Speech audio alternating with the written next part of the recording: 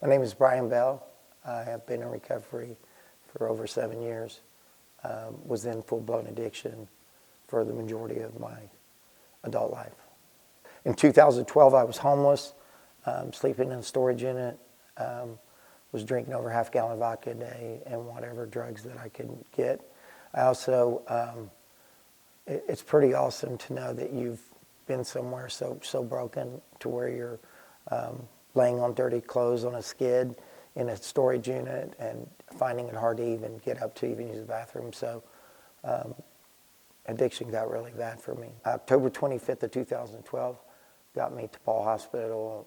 My blood alcohol level was 0.47, not expected to live, and was in a coma for 3 days. Got out, had no place to go, and went to the monthly mission in 2012.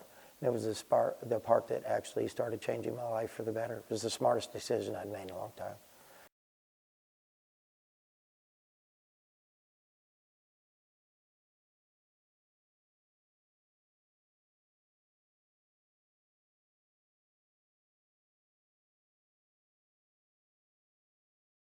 We've got a jail that's overcrowded.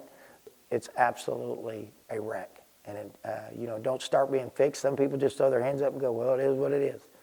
For us and for me, it is personal for us to have good quality rehab facility. We need to use the jail for something good. And that would be great for a facility or to get us started and stuff. So we've got a lot of leaders in the community that are all kind of pushing for the same thing, and that's for our community in Delaware County to have our own recovery facility. I'm heavily involved in sponsorship and mentorship with addicts wishing to find recovery, have a desire to stop using.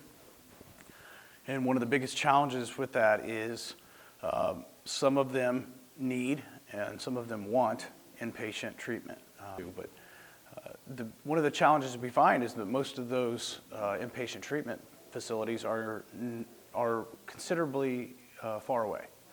I think the closest one's Connorsville. We need to be able to have a facility that is able to handle both men and women, and that is local. And it's our belief that the most successful one type of structure would be a nonprofit, community-based recovery center, and that it should work hand in hand with the justice system as far as incarceration, identifying who has substance abuse problems, and then filtering them through a nonprofit, community-based recovery program.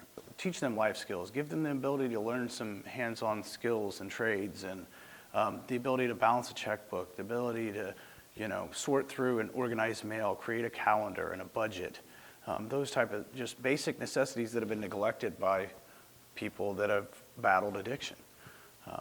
The problem we find is that many times people are incarcerated, they're sent counties and counties away, sometimes states and states away. And then they come back to the exact environment that they left in.